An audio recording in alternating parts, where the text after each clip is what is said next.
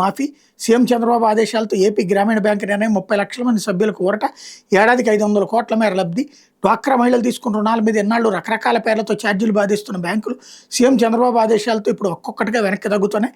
ఇప్పటికే processing inspection ఫీజుల విధింపును SBI union బ్యాంకులు నిలిపేస్తే తాజాగా జాబితాలో ఆంధ్రప్రదేశ్ గ్రామీణ బ్యాంక్ కూడా చేరింది.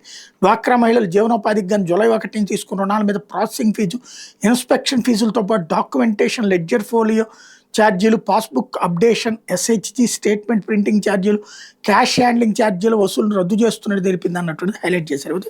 మద్యం కుంభకోణం నిందితుడు కిరణ్ కుమార్ రెడ్డి అరెస్ట్. వైకాపాయంలో జరిగిన 1000 కోట్ల మద్యం కుంభకోణం కేసులో కీలక నిందితుడు మద్యం లంచాల సొమ్ము దారి మళ్లించేందుకు భారీగా డొల్ల కంపెనీలు ఏర్పాటు చేసిన ఈశ్వర్ కిరణ్ కుమార్ రెడ్డిని సిట్ అధికారులు సోమవారం రాత్రి అరెస్ట్ చేశారు. కూటమి ప్రభుత్వం ఏర్పడ్డాక ఈ కేసు మూలాలను వెలికి తీస్తున్న క్రమంలోనే 2024 నవంబర్లో దుబాయ్కి పారిపోయారు.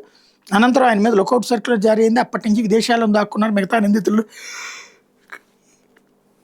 దుబాయ్లోనే ఆశ్రయం ఇచ్చారు. ఈ కేసులో ఇప్పటికే పలువురు అరెస్ట్ కావడం, ఎక్కువ కాలం విదేశాల్లో ఉండడానికి తప్పించుకునేందుకు అవకాశం లేకపోతే కిరణ్ కుమార్ రెడ్డి ఇటీవల సుప్రీంకోర్టులో ముందస్తు బెయిల్ పిటిషన్ దాఖలు చేస్తే సుప్రీంకోర్టు నిరాకరించడమే కాక వెంటనే లొంగిపోవాలని ఆదేశించడంతో గత్యంత లేని పరిస్థితుల్లో ఇప్పుడు లొంగిపోయాడు అన్నటువంటిది హైలైట్ చేశారు. లేకపోతే అచ్చరు ఉందేలా